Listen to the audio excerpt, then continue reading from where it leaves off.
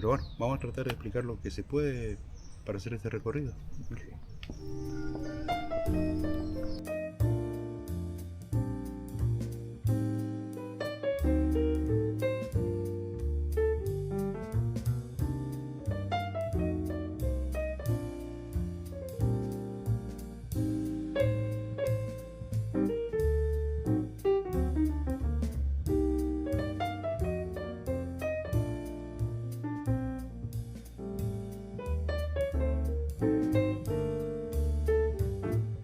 Estamos acá, San Ignacio Miní, uno de los 30 conjuntos jesuíticos. Miní, pequeño o menor, porque para lo que es Paraguay es otro, Guazú, grande, mayor. El mayor, el menor para diferenciar fechas de fundaciones. Okay. Simplemente por eso. Entiendo. Bien. No fue fundado originariamente donde vamos a ingresar. Cataratas de Iguazú a esta altura. Lo van a fundar allá arriba. División geopolítica territorial, actual estado de Paraná, Brasil. Tenemos el río Paraná-Panema, que hace confluencia con el río Paraná. 11 de enero de 1610, dos jesuitas italianos, Simón Maceta, José Cataldino, en lo que es la región del Guairá, fundan por primera vez San Ignacio Miní. Bueno, se van a fundar 14 pueblos en total allá arriba. No tiene mucha parte histórica.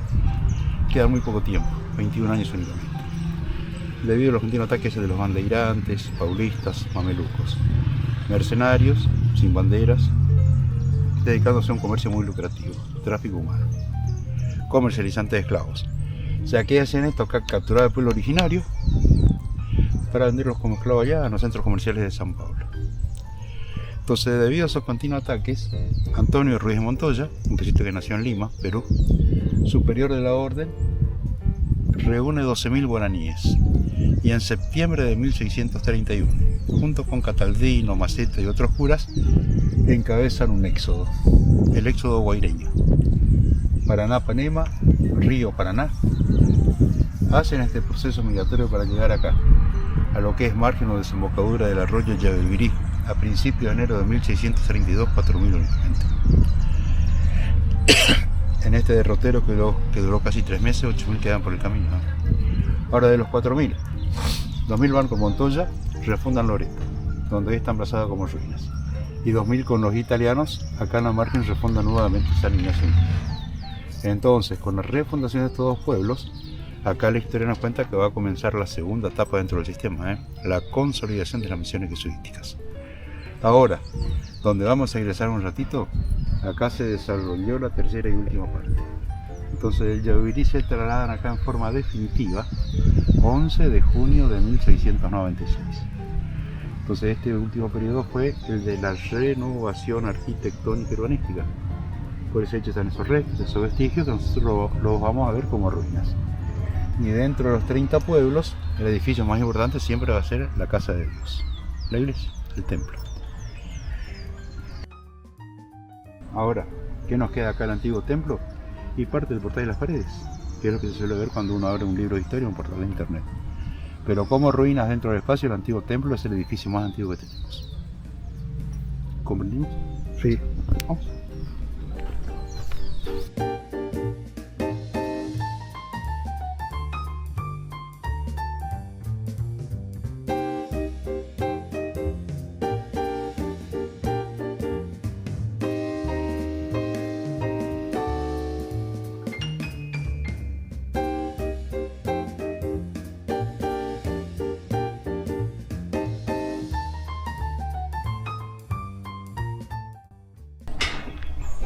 Estos pueblos se van a convertir en ruinas por guerras fronterizas. En el año 1817 vamos a tener problemas territoriales limítrofes con los paraguayos. Y quien fuera gobernante del Paraguay, el dictador Gaspar Rodríguez de Francia, ordenó a su tropa que traspongan el río, incendien, arrasen, saqueen estos 5 pueblos. En enero de 1817 comienzan la destrucción de Nuestra Señora de la Candelaria, que en su momento Candelaria fue la capital provincial de las misiones jesuíticas, siguiendo con Santa Ana, más tarde Loreto, San Ignacio Miní y por último Corpus Christi. Bueno, un espacio de 20 hectáreas en su momento de esplendor, 4.500 guaraníes viviendo acá adentro con 2 jesuitas únicamente. Así que en cada pueblo estaba el cura responsable y compañero de cura. Ahora también les cuento que tuvimos un espacio exageradamente prolongado de abandono a estas ruinas. Fíjese, ese 1817 que les conté que se destruye, transcurrió prácticamente 126 años para que el gobierno argentino tome el espacio como monumento nacional histórico.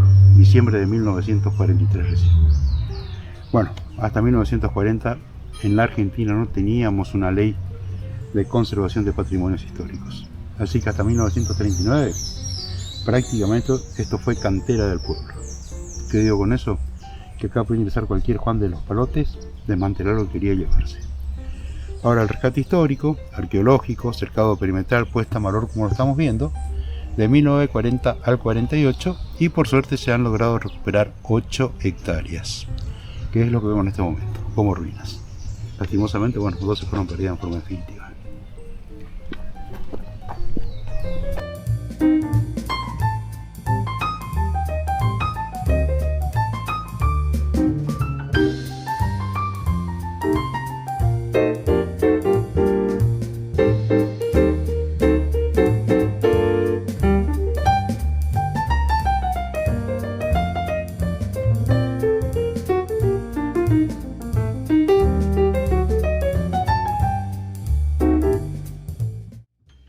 Todo lo que vimos mientras avanzábamos, estamos viendo en todo este espacio, son las viviendas de los guaraníes. Casa con techo de tejas a 2 aguas. Ahora las tejas sobre cañizos de barro, o sea, cañas tacuaras con barro blando para sentar las tejas, y a su vez sobre cabreada de madera del apacho. Columna de piedras. Bueno, acá ya de la renovación. No utilizan más el adobe para utilizar la piedra. Fíjense que encontramos que utilizamos 2 tipos. 20% la piedra mora o itacurú. Itapiedra, curú grano, piedra granosa, piedra asperosa, alto contenido en hierro. Óxido de hierro. Y esta piedra van a traer el hierro. O sea, fragan la piedra y traen el hierro. Sí. A 1300 metros, cantera de estas piedras. Y al contar en este espacio con tanta cantidad de piedra mora, San Ignacio Benicia se transforma en productor primario en energía. Dentro de los 30, cada uno de ellos siempre fue productor primario de algo para hacer troques o intercambios. Ahora solo un 20% por ser una piedra muy dura de tallar.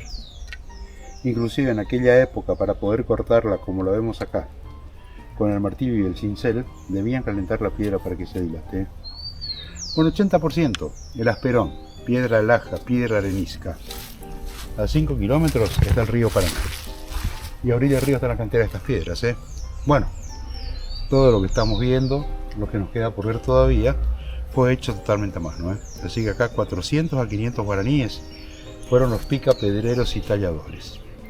Y una vez que cortaban el bloque de asperón, 2 sumergían en la playa del río entre 5 a 6 kilómetros para que absorba mucha humedad. Porque, a diferencia de la piedra mora, estando húmeda se desgrana. Fácil de trabajar. Entonces una vez que hicieron el pequeño proceso de ablante, allá, en las mismas canteras, con picos, martillos, cinceles, forman los diferentes sillares, que acá lo traen en carretas tiradas por bueyes. Ahora veo otra cosita, que al no contar con cemento ni cal, no se puede utilizar ningún tipo de argamasa para sentar estas piedras. Esta es una argamasa precaria que se llama el tabatinga o tabatinga, mezcla de barro con piedra triturada, pero fue para hacer una especie de tapa agujero únicamente. Ahora, para que estas paredes por más de 300 años sigan estando, y bueno, acá van a hacer una base un poquito profunda, ¿sí? Hay 2 metros para abajo de cimiento. Y ven que las paredes son anchas, 85 centímetros. Entonces, ¿qué hacen? En hileras dobles, trabar las piedras, yuxta, ponerlas. Ahora, sillares, levantados siempre a través de aparejos o poleas dobles, alza prima, andamios y palanca con punto de apoyo. Como también ves que la van acuñando con piedras pequeñas para dejarlo a buen nivel. Las columnas, bien alineadas, sostuvieron las cabreadas de los aleros, galerías, corredor que era con techo de tejas. Porque alrededor de cada vivienda siempre estuvo el alero que protegió de la lluvia, del sol. Y otra cosa, que el fogón, el fuego para la cocción de los alimentos, no estaban dentro de las casas. La cocina siempre estuvo acá afuera, en las galerías. Porque el espacio no es grande.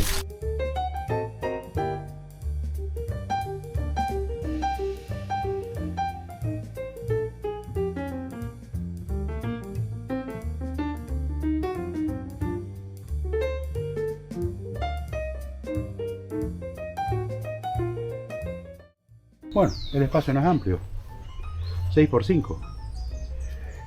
Bueno, lo que pasaba es que acá en este espacio iban a estar a la hora de comer o a la hora de dormir. El hombre prácticamente durante el día no estaba, O sea, el hombre iba a estar acá quizás a la hora de comer, lo más seguro a la hora de dormir. Ahora, dentro de lo que fue esta parte urbana, durante el día de los hombres se encontraban profesionales y milicia. O sea, profesionales allá en las aulas talleres, haciendo los distintos tipos de actividades como ser tallado, impresiones, carpintería, música, talabartería, platería, rosarios, bodegones, durante el día, allá. Y las mujeres entonces acá, en este espacio con los niños, dedicándose al hilado del algodón, de la lana y los quehaceres domésticos. Entonces, como dijimos, iban hasta acá o a la hora de comer o a la hora de dormir. Ahora, el resto del pueblo a qué se dedicaba, y bueno, a lo que fue la producción primaria, producir alimentos, agrícola ganadero. Dos sistemas de productividad. Uno, el Tupambaé, entre paréntesis, las cosas de Dios. Yo siempre digo que Dios está, ¿cómo que no? Pero Dios no cultiva la tierra. Entonces, ¿qué era el Tupambaé?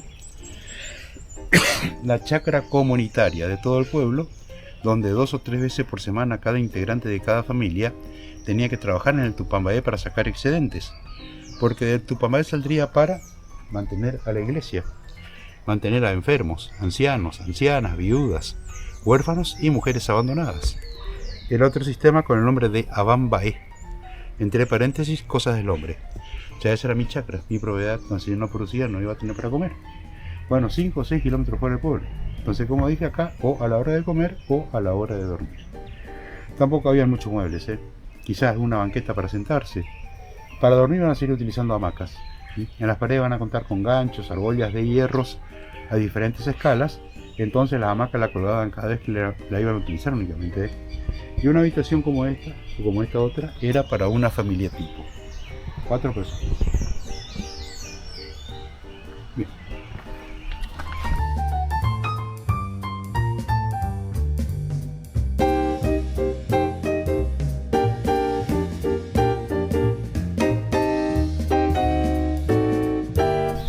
Acá estamos en la parte céntrica del pueblo, ¿sí?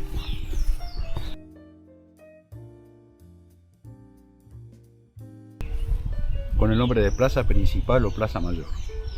Y mirando rápidamente de forma cuadricular, un típico damero colonial español. Con la Plaza Mayor, los edificios importantes alrededor de la plaza y las calles en cuadras o cuadrículas. Ahora, una plaza principal más amplia de las convencionales. Acontecimientos comunitarios. No vieron fiestas privadas. Navidad, Año Nuevo, Reyes, Semana Santa, Pascuas, Pentecostés, Corpus Christi, fiestas patronales, celebración del Día de la Virgen, casamientos, cumpleaños, bautismos, todo se celebraba acá, allá en el atrio frente al templo, con la participación de los 4.500. Entonces, en los 30 conjuntos, el eje central de la misión siempre fue la Plaza Mayor, y el edificio más importante, la iglesia, la Casa de Dios. Vamos allá, por favor.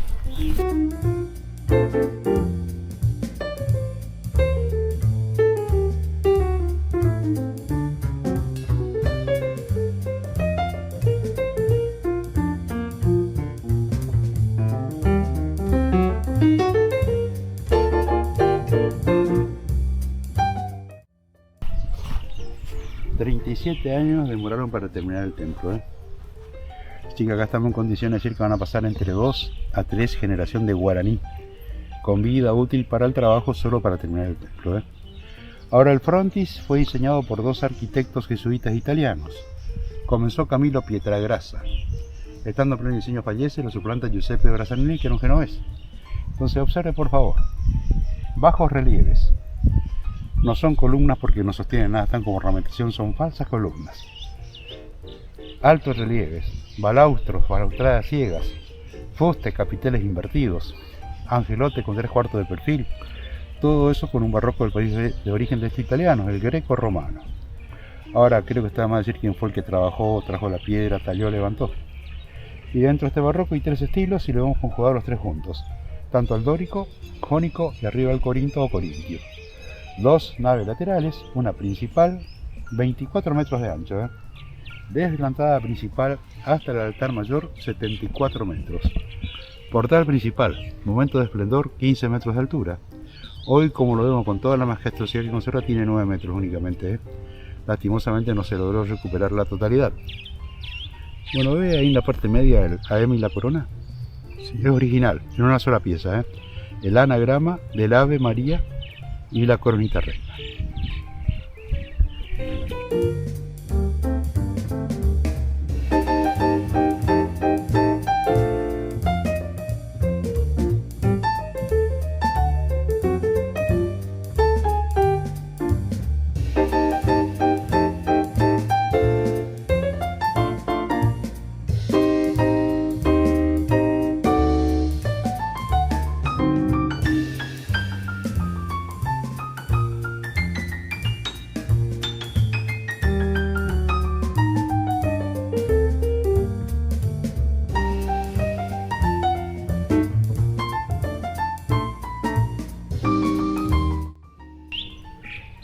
Pisos que tenemos encubiertas por cadenas son originales, cerámica de la época, terracota de la época, en forma octogonal y en cuadros. Bueno, acá a mi izquierda lo que fue la capilla del baptisterio o bautisterio para el bautismo. ¿Qué nos quedó?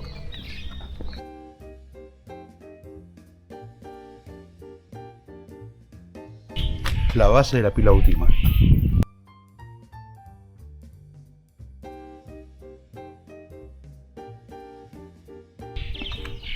Bueno, el techo también va a ser de tejas a dos aguas, pero acá ya no se va a utilizar columnas de piedra sino de maderas. Por eso están estos huecos, estas muchetas. ¿Se acuerda que yo hace un rato les conté que en 1817 los paraguayos invadieron y prendieron fuego? Entonces en todo ese incendio, la parte de madera, llámese puertas, ventanas, columnas, se vino abajo. Ahora el urunday, un árbol muy duro, pero no lo van a talar, lo sacan de cuajo con parte de la raíz. ¿Por qué? Por el clima que tenemos, este es un suelo ácido. Fíjese, aluminio, óxido de hierro, sílice, zinc y una pequeña parte de amalgama es el componente de tierra. Estos 5 elementos le dan el color, de que sea roja la tierra colorada. Así que acá toda materia muerta que se entierra en pocos años se pudre. Ahora, para que la humedad no suba a las columnas y la pudran, esa parte de la raíz del árbol la van a carbonizar a través del fuego. Porque el carbón aísla a la humedad. Y como puede ver, cada 6 metros más o menos columna de maderas. Ven que acá queda la zapata, como allá también. Entonces, ¿qué vamos a tener? Columnas de madera en la parte central. Siglo XVIII, una cabreada flotante. La cabreada del techo no estaba apoyada en las paredes, sino sobre las columnas, y a su vez, columnas medias fueron adoveladas sobre medio punto para sostener todo el peso del techo. Ahora les cuento que acá también tenemos una base de cimiento más profunda que la casa de los guaraníes. Hay 4 metros para abajo. ¿Por qué? Paredes más anchas, edificios más altos. Fíjense que desde el vamos comenzaron por 1,65 m. Ahora también observe que ya la parte alta, especialmente a la altura de los ventanales, ven que la bola achicar 85 centímetros, e inclusive ven que las piedras ya no son ciliares, sino librillos más finas. Uno, menos peso; segundo, terminarlos más rápido. Imagínense 37 años cargando piedra como estarían por el guaraní, ¿no? Ahora, templos diseñados de sur a norte por la posición del sol. Por eso vean nuevamente ochavas de puertas como de ventanas con una inclinación de casi 45, permite absorber la mayor cantidad posible de claridad y hace que se expanda mucho mejor. Y por la medida que les conté y la vemos en este momento, podemos decir que es más amplia que cualquier catedral de la actualidad. Poquito más de 1500 metros cuadrados y 3500 barniz que habían de pie. Todos los días también se daba el oficio o la misa.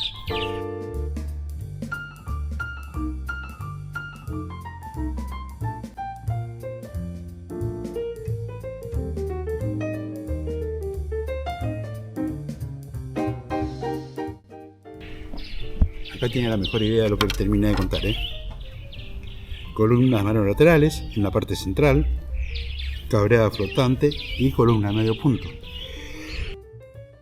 Y llegando a lo que fue el altar mayor, donde todo templo azul crucero, media naranja de madera estofada de 5 metros de diámetro para dar que aquella parte.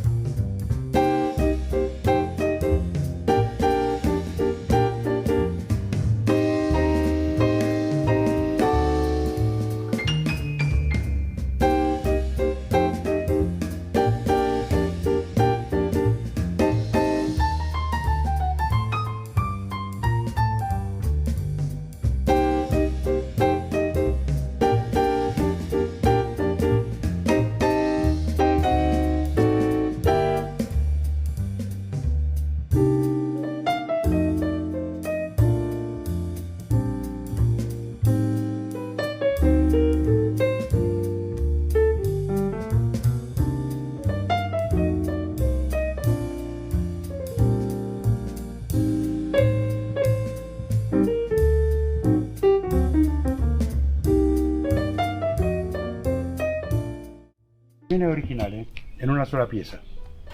Hoy al IHS se lo toma como el emblema de la Compañía de Jesús. Jesus Hominorum Salvatore, Jesús Salvador de los hombres. ¿Ven el espacio vacío que está allá arriba? Sí. Ahí estuvo el emblema. ¿Y se acuerda de haber visto una cruz de hierro allá en el centro temático? Arriba el emblema. Altar mayor, principal, dos laterales y bien al fondo, y no como la actividad que en los templos católicos está mucho más adelantado, ¿no es cierto? Bueno, no fue hasta hace mucho. Los oficios lo daban en latín y el celebrante se ubicaba frente al altar mayor y daba de espalda a los feligreses. ¿Por qué? La custodia del Santísimo, del Sagrario, siempre estuvo al fondo de los retablos.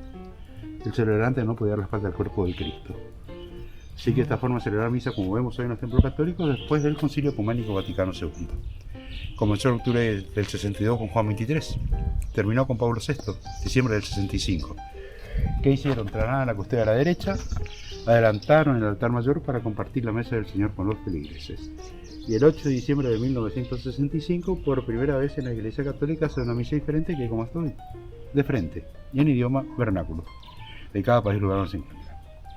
Ahora fíjense que acá en esta parte baja hay restos de lápidas, en toda esa parte. Cuando un jesuita fallecía en la misión se lo enterraba acá, en el altar mayor. En la actualidad, en este altar mayor hay 11 jesuitas enterrados.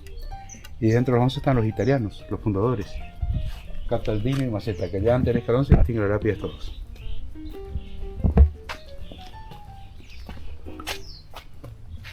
Bueno, la sacristía y la antesacristía, que estaba reservada para guardar toda la ornamentación del altar mayor, cambios de sacristanes y monaguillos.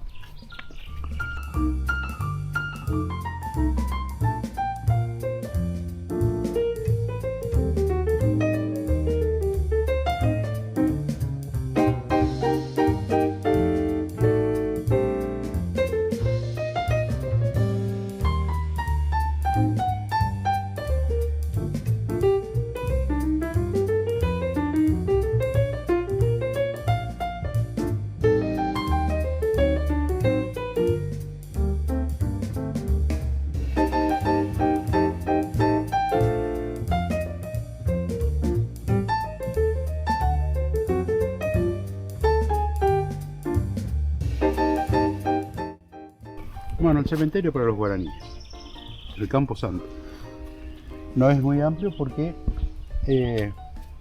acaban de enterrar únicamente a los que fallecen por ancianidad o en forma accidental. Se desataba una epidemia, hospital de campaña, 4 o 5 kilómetros fuera del pueblo, hacer cuarentena.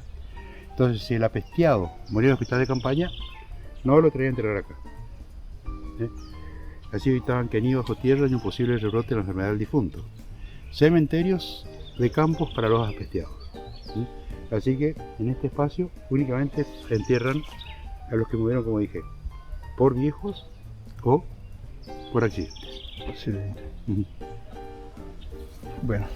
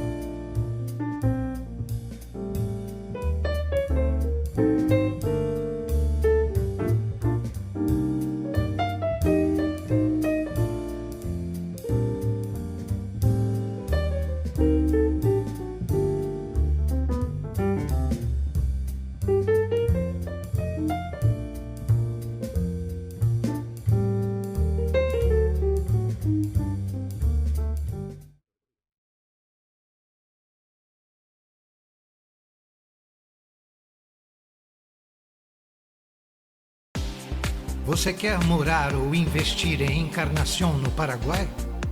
Alugar ou comprar um apartamento, casa, terreno ou uma propriedade rural? O Grupo Guarani tem tudo para você. Envie uma mensagem pelo WhatsApp